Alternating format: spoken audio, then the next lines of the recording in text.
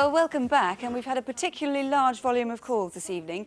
Many viewers offering information on the Christoph Schliak case, also a lot of calls on the man who raped 3 elderly ladies in Southwark in London, and 2 cases on photocall in particular have generated a lot of interest.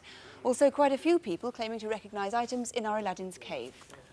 Did we start with photocall, a mysterious disappearance, a murder, a robbery and a fraud, and with the latest news, David Hatcher. Let's start, can we, with the hunt for Adam Barnes, who's wanted in connection with the murder. That's right, yes, he's sought for interview. Well, we've had 8 calls giving us possible sightings of where he might be, and that ties in with where the officers think he might be as well. So hopefully we're in the right direction. What about the Bristol raider, the man who robbed building societies in Bristol? Yes, well, we've had over 20 calls on that particular case. This is the man who produced the kitchen knife and demanded the money. Well, we've had a few names for him, but we showed a tattoo, remember, that he had on his arm. There it is.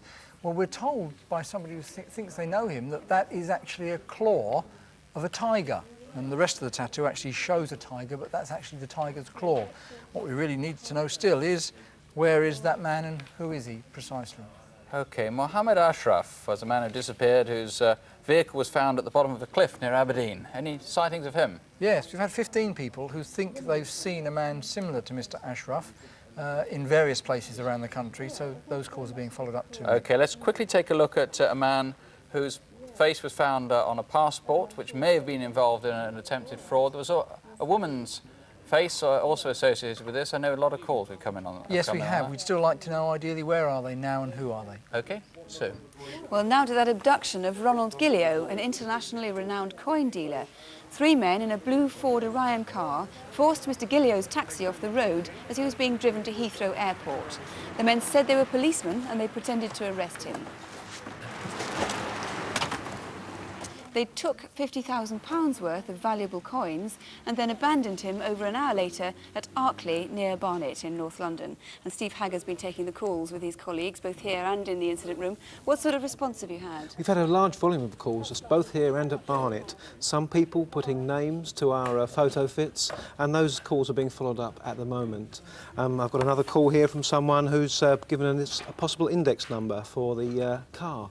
So we're having some good information come in. I gather hire companies are phoning volunteering to check their records too over the past month. Yes, and that would be helpful if other hire companies could do that for around the 14th of October. Right. What about those video fits? Anybody recognise them? Yes, we have had some, but can I just repeat the descriptions of them? The first man, George, 5'8" tall, slim build with wavy mid-brown hair. The second man, the driver, 6 foot tall and about 45 years old. And the third man, if you sold coins in Hampstead, please contact us. Nick?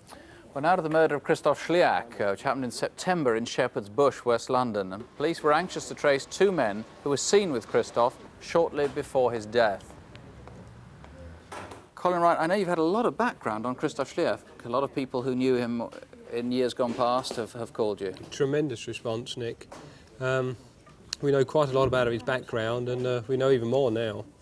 What about who did it? We had some pretty good descriptions. Have people given you leads on that? We've had some encouraging phone calls now, and I've got detectives seeing those witnesses who phoned in. Really? And are these in the Shepherd's Bush area They are, around yes, the murder? So they they're are. seeing people right now. Now this shirt, I know you've got a number of calls on it. You need to know something about this depot label. What is it? Yes, we know the wholesaler, but we don't know the actual company that market under the trade name of Depot. So we would like to hear from the owner of that company. OK. Well, if you're the owner, please call us, 01811 8055. Sue. Well, now let's see how many viewers think they recognise items from our Aladdin's cave. Eric, what sort of response have you had? Very exciting stuff over here. Brighton incident room, I'm told, are completely inundated. But we've had over 100 calls, and thank you for those calls, relating to this little wax seal. And as a result, 3 calls in particular point to a college possibly in Southampton.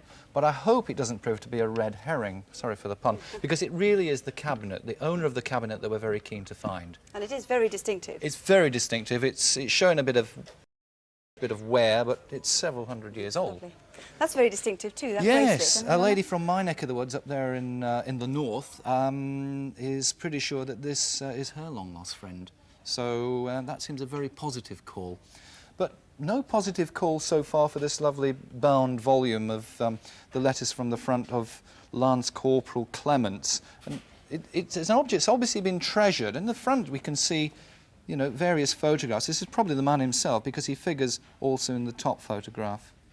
Right. So, anyone owned up to this hoof? well, there must be a lot of three-legged horses roaming around Surrey because most of the calls we've had regarding the horseshoe is from the Surrey region. Perhaps somebody will be nailed through that one then. Eric, thank you very much. Nick? Well, out of those armed robberies in Southport in Lancashire, we showed how gunmen seized the Securical cash box outside the Texas Home Care in Southport. That red smoke was from the security device that they fit to so many of these security boxes now, which foiled the robbery in many ways, but you still haven't caught the men. But you've got a lot of calls tonight, I gather. We have indeed. We've done extremely well. Back home we've had as many as 50 calls in relation to the video fit. Let's take a look at that video fit again. And that's the guy you want. A lot of calls, what, with names given to him, encouraging calls? Yes, there's been two types. Witnesses to the actual offence have come forward. We've got more witnesses, and also a number and those of people, witnesses think that beard is false, that's incidentally. right, We should indeed. say that. Yes, yes, indeed. And a number of people have given us certain information in regards to people, and that's will have to be followed through. Good. Mr. McDonald, thank you very much. Sue? Well, finally, with the news so far on our incident desk cases, David Hatcher. First of all, the man who raped 3 elderly women in Southwark in South London. Yes, a particularly serious case. Well, we've had 35 calls here at the studio, and Southwark incident room has been totally inundated with calls tonight. So keep those calls coming in. One of those calls has given us some possible suspect who was seen in the area last week and a part index number of a vehicle, which we'll be able to trace, I suspect. And also we've had a few other names suggested. So let's hope we have a really positive result on that.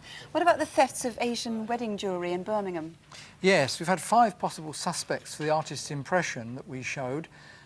There it is. And also for the jewellery, we've had 3 possible places where the stuff's being sold or people who've been offered that jewellery for sale.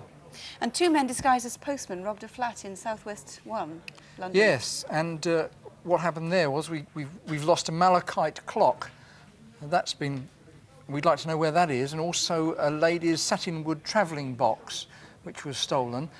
We've had a few calls on that particular item, but nothing very promising yet. Right. And finally, the man who hijacked a blue Ford Sierra at a Lancashire petrol station on August the 26th, and then later the same day tried to hijack another car on the M1 near Warwick. Right, yes, 2 callers say they think they've given this guy lifts on the same day, one to Leicester and another one from Sheffield to Leeds.